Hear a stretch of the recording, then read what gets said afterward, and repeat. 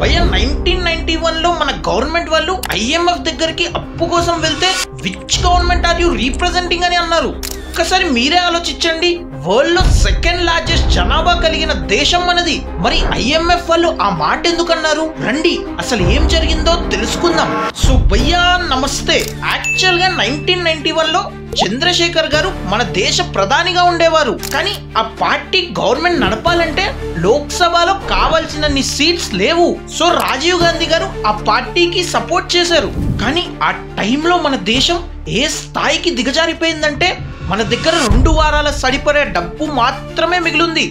ఒకవేళ టైంకి రియాక్ట్ అవ్వకపోతే ఈరోజు శ్రీలంక ఎలా కుప్పకూలిపోయిందో అలా అయిపోయేది మన పరిస్థితి. సో టైంకి రియాక్ట్ అయ్యి అప్పట్లో RBI గవర్నర్ అయిన RN మల్హోత్రా గారు వాళ్ళ టీంతో కలిసి IMF దగ్గరికి అప్పడగడానికి వెళ్లారు. కానీ అదే టైంలో చంద్రశేఖర్ గవర్నమెంట్ ని సపోర్ట్ చేస్తున్న రాజీవ్ గాంధీ గారు సపోర్ట్ పీకేశారు. దాంతో ఆ గవర్నమెంట్ కుప్పకూలిపోయింది. అది తెలిసిన IMF వాళ్ళు క్లియర్ లీడర్షిప్ లేకపోవడం వల్ల మల్హోత్రా గారిని which government are you representing అని అడిగారు. కానీ ఇక్కడ ప్రశ్న ఏంటంటే అసలు మన ఇండియా ఆ స్థాయికి ఎందుకు దిగజారిపోయింది? నెక్స్ట్ కొత్తగా ఫామ్ అయిన గవర్నమెంట్ ఫైనాన్స్ మినిస్టర్ అయిన మన్మోహన్ సింగ్ గారు ఏం మ్యాజిక్ చేసి ఇండియాని మళ్ళీ బతికించారు అనేవి తెలియాలంటే ఈ వీడియోలో క్లియర్ గా ఎక్స్ప్లెయిన్ చేశాము. లుక్ వేసేయండి.